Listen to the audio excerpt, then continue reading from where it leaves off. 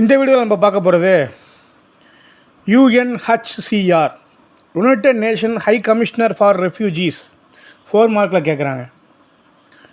7 மார்க்கில் கேட்குறதுக்கு வாய்ப்புகள் இருக்குது. United nation high commissioner for refugees சுருக்கமாக சொன்னோம்னா UNHCR. இந்த united nation high commissioner for refugees என்னைக்கு தோற்றுவிக்கப்பட்டது, எஸ்டாப்ளிஷ் பண்ணப்பட்டது அப்படின்னு சொன்னால் டிசம்பர் 14, 1950, 1950 டிசம்பர் 14. இதோட ஹெட் குவார்ட்டர்ஸ் எங்கே இருக்குது? ஜெனீவாவில் இருக்குது, சுவிட்சர்லாண்டில் இருக்குது.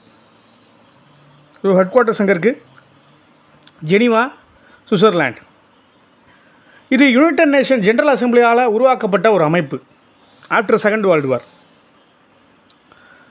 செகண்ட் வேர்ல்டு வாருக்கு பிறகு ரெஃப்யூஜிஸோட எண்ணிக்கை அதிகமானது. அவங்க சொந்த நாட்டை விட்டு வெளியேறி வர்றதுக்கான சூழ்நிலை அதிகமானது. அகதிகளாக இடம்பெயர்றதுக்கான சூழ்நிலை அதிகமானது.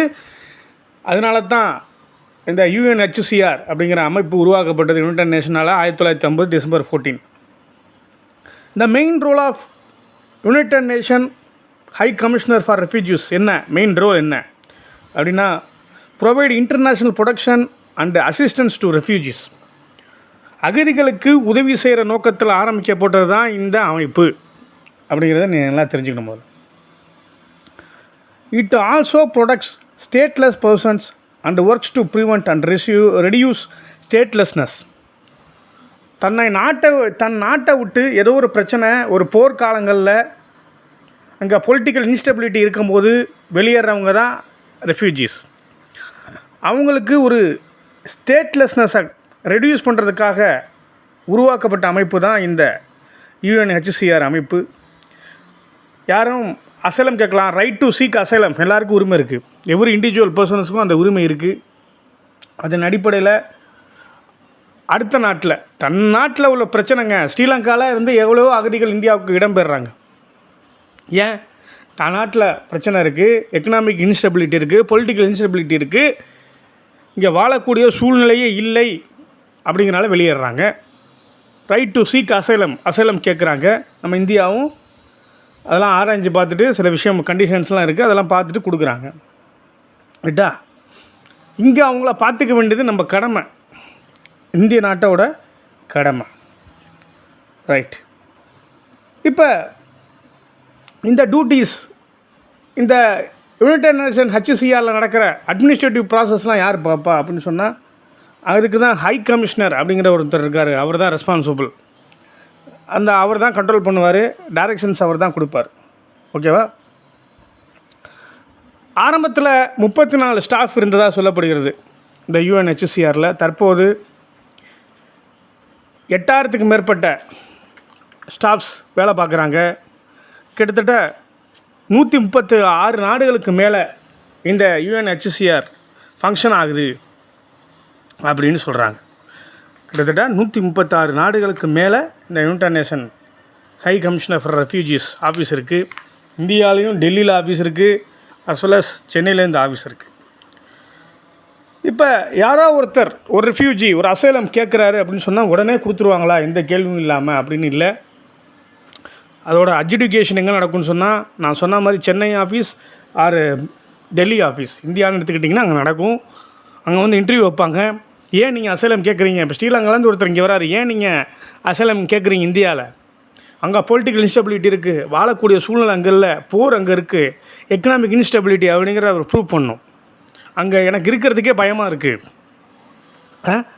அப்படின்னு சொல்லி அவர் ப்ரூவ் பண்ணணும். அப்படி ப்ரூவ் பண்ணால் இங்கே உடனடியாக UNHCR அந்த அமைப்பு என்ன பண்ணணுன்னு சொன்னால், அவருக்கு ஒரு சர்டிஃபிகேட் இஷ்யூ பண்ணும். ரெஃப்யூஜியாக இங்கே வந்திருக்காரு, இந்தியாவுக்கு வந்திருக்காரு, அவருக்கு அசைலம் கொடுக்குறோம், அடைக்கலம் கொடுக்குறோம் அப்படிங்கிறத சொல்லும். அந்த சர்டிஃபிகேஷன் தான் அதுக்கு என்ன ஒரு ஆதாரம். அப்படி ஒரு வேளை கொடுக்க மறுத்தால், இந்தியா கொடுக்கவும் மறுக்கலாம்.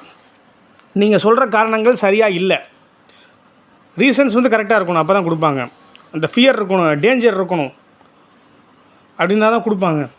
ஸோ அப்படி இல்லை அப்படின்னு மறுக்கும்போது, இந்தியா மறுத்துச்சுன்னு சொன்னால், யுனைடெட் நேஷன் HCR மறுத்துச்சுன்னு சொன்னால், அதுக்கு அப்பீல் போகிறதுக்கு வாய்ப்பு கொடுக்குறாங்க. ரைட்டா? அப்புறம் யுனைடெட் நேஷன் அந்த HCR இந்த அமைப்போட அச்சீவ்மெண்ட்ஸ்னு எதுவும் இருக்குங்களா? இருக்குது. நிறையா ரெஃப்யூஜிஸுக்கு வந்து ஹெல்ப் பண்ணியிருக்கு. ஹங்கேரியன் ரெவல்யூஷனில் நிறைய ரெஃப்யூஜிஸ்க்கு ஹெல்ப் பண்ணியிருக்காங்க இந்த UNHCR. அண்ட் தென் அந்த கிரைசிஸ், ஆஃப்ரிக்காவில் கிரைசிஸ் வரும்போது அகதிகள் நிறைய பேர் இடம்பெயர்ந்தாங்க. அப்போ வந்து இந்த யுனைடெட் நேஷன் HCR நிறைய ஹெல்ப் பண்ணியிருக்காங்க. 2 தடவை நோபல் ப்ரைஸ் வாங்கியிருக்காங்க. 1954 ஒரு தடவை, 1981 ஒரு தடவை. வந்து இவங்க என்ன பண்ணியிருக்காங்கன்னா அசிஸ்டன்ஸ் ஃபார் ரெஃப்யூஜிஸ், அதற்காக இவங்க வந்து நோபல் பரிசு வாங்கியிருக்காங்க 2 தடவை. ஒன்று 1954, இன்னொன்று 1981.